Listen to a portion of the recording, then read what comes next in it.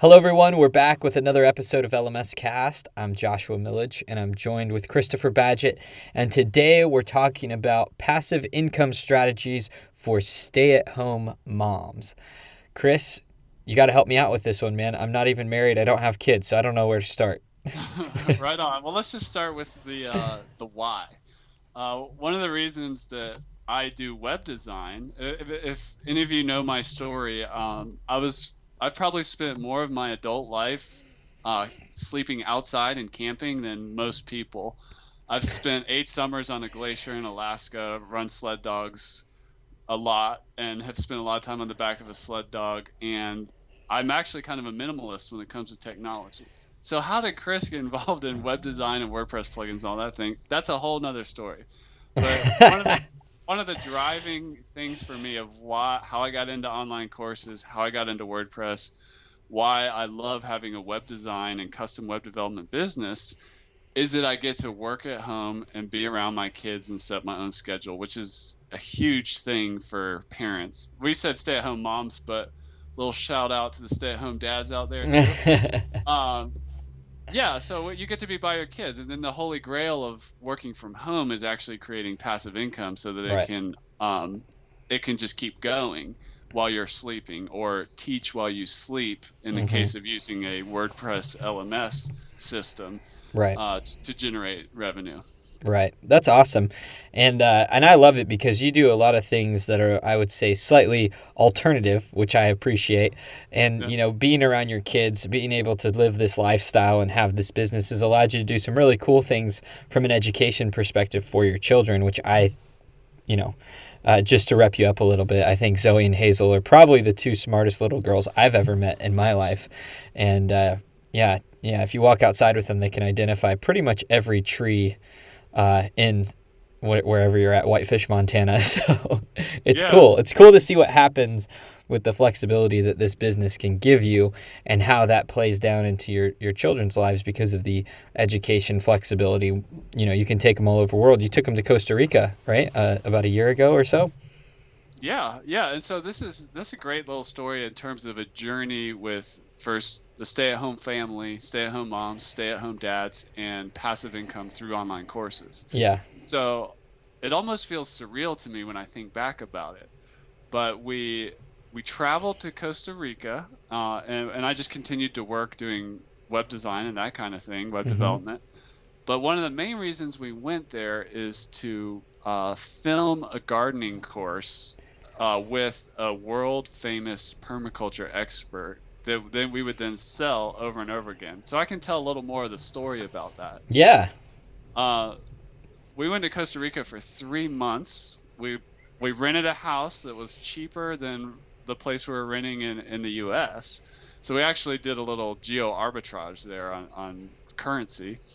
And then, I would work during the day and have meetings through Skype and the internet like I always do. But I was also there to build my passive income online course. Now, I took the publisher mindset because my wife's a gardener and an expert in her own right in gardening, but we went straight to the top.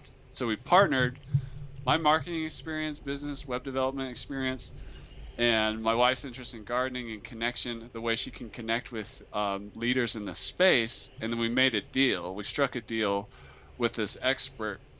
And then the really interesting thing happened That's so is cool.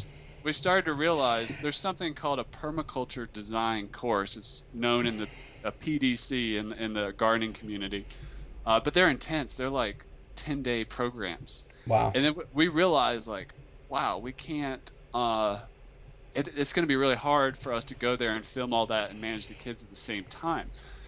At this point, we had moved out of that house in the mountains of Costa Rica and moved to one on a beach in an area called Nasara. So what we did is we actually put an ad on Craigslist, hired somebody from New England. We paid to fly a professional videographer without kids. It was like a dream come true. Like, I just knocked on his door and was like, hey, can I fly to Costa Rica for a permaculture design course? And this is a person who was also really into permaculture and a videographer looking for work. So It's meant to be, man. yeah. So like, hey, we need some help. We'll fly down here. We'll pay you this X amount of money to film it, but we need you to capture all this stuff. Yeah, totally.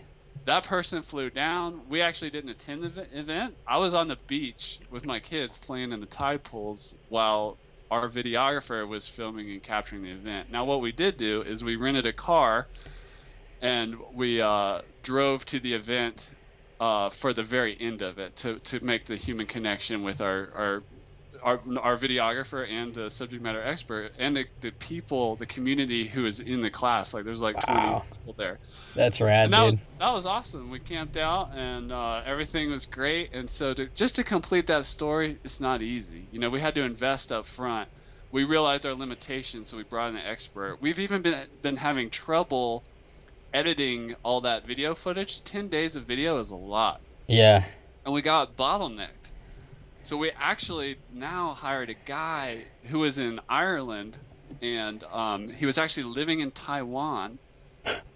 To actually edit the content, to edit the video, and this is a professional video editor. Mm-hmm. And we just got that hard drive in the mail literally this week. This whole process is taking a year, and if I did it again, I would do it much, much faster. But this is a big course, a high value course. Yeah. You guys can make a significant amount of passive income.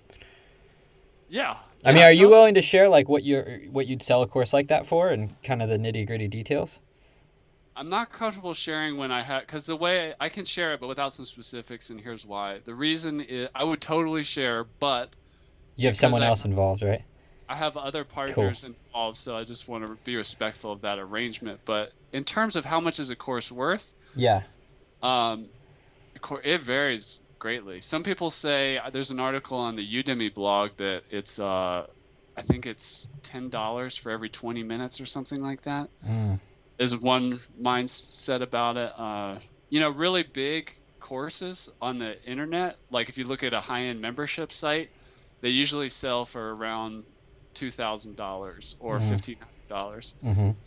And this course that we're making is going to be a passive course, meaning the instructor's not going to be taking questions. There's not going to be conversation. It's just going to be totally passive, which means if it's all passive, you can't charge as much as if there is live interaction or assignments and things like that. But we're actually going for the passive model. That's how we designed it for this case. So it's not worth as much as like something that also includes other stuff and so on. But yeah, that's that. And that's kind of an extreme example. Yes, we're stay at home, but we were like traveling the world. Totally. Doing that. So you can also just do it from home. Yeah, I mean, so we're kind of like all over the place on this, but that is like such a good example. But let's bring it to the end here for the moms who are listening, who are going, yeah, okay, Chris, like that sounds great. I can tell. What about me? Yeah, so that's where we ended up. Can I tell you like a little caveat? I think that what you told me earlier is or what I think John, when we were talking to our head of growth, John Beck, who's a good, just a wild thinker. He's like, you know, moms are so used to, like, there's a lot of moms who have like had, you know, kids living in their house for 20 years, and it's like bing, bing, bing, like all over the place, managing all these schedules, all this stuff, making food, doing this, doing that, and then the kids leave the school and they or you know, maybe they have two kids and one of them's out to school, they have a little bit more time, and they're like, what do I do with all this time? You know, and they've got some good knowledge. Maybe it's around crafts, maybe it's around cooking, maybe it's around a specific type of cooking because their child had some sort of dietary restriction. Like course, you know, like because there's going to be someone else in the world who's in that situation or something similar where they can take that knowledge and share it with them for free or paid. It's up to them. But I think that moms don't give themselves enough credit for what they know. My mom's genius, man. And I think she should make a bunch of courses. I'm pushing her because her gift is teaching kids how to read. And I mean, we all know that literacy is a worldwide issue, and it's 2015, and I think my mom could be creating some amazing courses on how to teach kids how to read better. To bring in a little Zoolander quote. So awesome. Yeah. I mean, I would say that, like, what's the first step if you just want to test the waters and try out this idea as a stay-at-home parent is to, like you said, take an inventory of your strengths. I mean, it's no surprise that the stay-at-home mom community in the blogosphere and blogging is huge. It's massive. It's these parents who are home. Maybe they're a little isolated, so it's one way to like network and comments, and also have a life outside of kids, because kids can be a little like intense, that sometimes you want to blog and do your own thing in some specialty that you care about. And so I think stay-at-home moms are really used to the blogging as an outlet for that.